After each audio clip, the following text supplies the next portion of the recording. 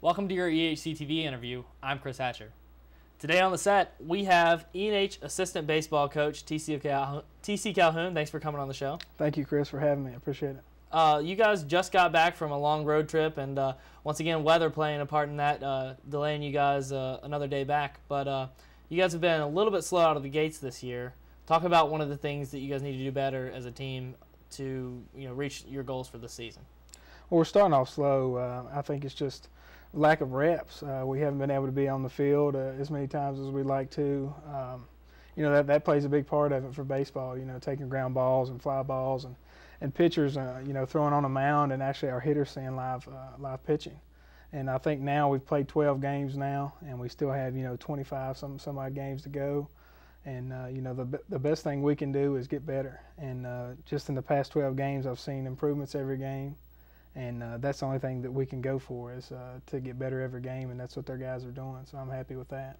And certainly the weather being a factor in you guys not seeing live pitching early on. Pitching's always in front of hitting, at the beginning of the season. Talk about how detrimental that was to you guys going out and have not seen anything outside of the cage and just being in the gym. It's tough. The only thing that we have as far as inside, with all the rain and snow we got early on, we have an indoor hitting cage. And the guys are taking BP in there and hitting off the tee from about 30 feet away. Mm-hmm. You get out there and you're facing live pitching. It's coming in 85 miles an hour from 60 feet 6 inches, and it's a much different role out there once you get in that batter's box than somebody soft tossing or hitting off a tee. And that's why I'm saying, I think we've done our job now, and actually we've got some at bats, and we can move off something that we've got, and continue to push with practice and take his BP on the field when we get a chance, and just get better every single day, and that's all we can ask from our guys. And I think you guys were predicted last in the ODAC again this year, and that's been a big motivation factor. I know some players put it on their hats, inside the bill of their hats, put little fold-up pieces of paper, put it in their shoes or something like that as motivation, kind of bulletin board stuff. Right. How does it feel to kind of get the brunt of that, bad pick every year, and do you think that's kind of a motivation factor for guys? I don't think our guys need any motivation. It's something I did print off. The preseason poll came out, and I printed off and to make sure everybody had one, just to kind of show everybody that this is what they think of us, and it's our job to prove them wrong. Again, we started off slow, but as far as motivation for the guys, they go out and they bust their butt every day, and that's what we ask from them, and that's what they do. And I think if all we can ask is they compete, and if we compete, anything can happen. Just like the college basketball tournament going on right now, you've seen everybody's brackets get messed up from teams that nobody thought would win games. And I think we're one of those teams. And if we get in the conference tournament and play to our ability, I think we can beat anybody. And it's just mentally right now we're not there, and we're only going to get stronger as the year goes on. Now, you guys got to go to Florida over spring break, enjoy a little bit of good weather. Right. And I saw you guys split, I think, one series down there. I see a couple of splits. You guys have a couple of splits so far this season. What has been the biggest obstacle in those meetings, where you guys have two games and double headers, in getting both wins? Because it'll seem like in one game, you guys will win pretty convincingly, or win by a little bit. In the other game, it's a different outcome. Right. I think it's mindset. The mental aspect of it comes in, and with baseball, that's the biggest thing for us. As we try to tell our guys, if you get the first win, really good teams know how to put the nail in the coffin, you might say, and that's something we haven't been able to do. And even if you lose the first game, you have to be able to come back and try to get that second game. But that game's over with, and now you have a new game. For our guys now, our last split was Virginia Intermont College, the school I played for. We won the first game, actually with a walk-off hit, really close game. Both teams played well. And in the second game, we turned around and didn't play well. And I don't know if it was a lack of effort or the mental aspect of it or not. We just couldn't pull through with it. And I don't know if it was us being happy with one win and saying, okay, we got to win, we can kind of lay back. We have to know what we can do and use our strengths for that and say, let's go get 2 wins.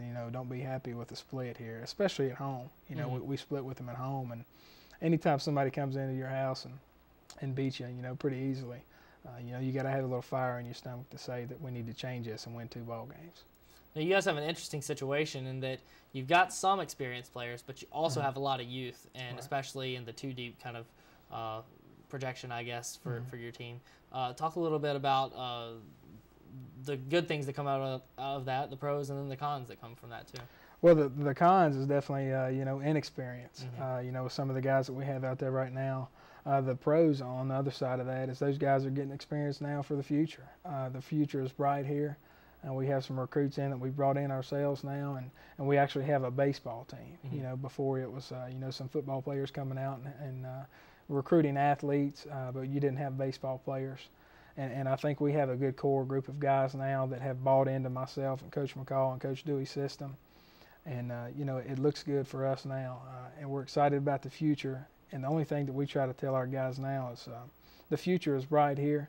And, we're going to make history and do all this stuff and make it sound good. And but right now we have to do with what we have, go with what we got. And those are the guys that, with a couple seniors playing right now and even some freshmen and stuff like that, it's a good mix.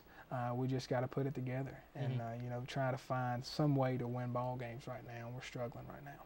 Well, let's talk about T.C. Calhoun, the person, a little bit. How did you navigate your way to Emory and take this job, this assistant coaching job? Well, I graduated from Virginia Intermont College, which is in Bristol, and of course I knew Emory and Henry. Grew up in Whitfield, Virginia, right down the road from here. My brother was a graduate, an Emory graduate here in 2002, and of course I knew the school really well. And when I first graduated from VI, I went back to my high school and taught and coached baseball for a year. I saw the opportunity. This job came open as assistant coach. I applied for it, not thinking I would get it, just taking a chance on it. My best friend from college told me about it, actually.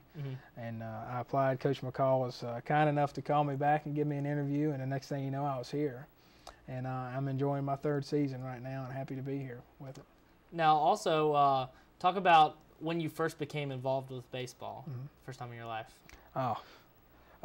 T-ball, I guess. T-ball. I grew up a Yankees fan. My dad is a huge Yankees fan, and I think there's plenty of pictures of me in diapers with Yankees hats on and Yankees shirts on, and no Yankees diapers. No Yankees diapers. No, I think they'd be Red Sox diapers if that was the case. That's a good idea. No, he sort of raised me a baseball guy, and my mom's played a big part of it too, and from the support from them and taking me to games, left and right, and growing up playing high school baseball and Dixie League baseball and all that stuff. It's just been such a big part of it, and it's my way of life. I really feel it's not a, to me it's a hobby, but it's also my job, and not too many people can say that. I'm very blessed to have baseball in my life.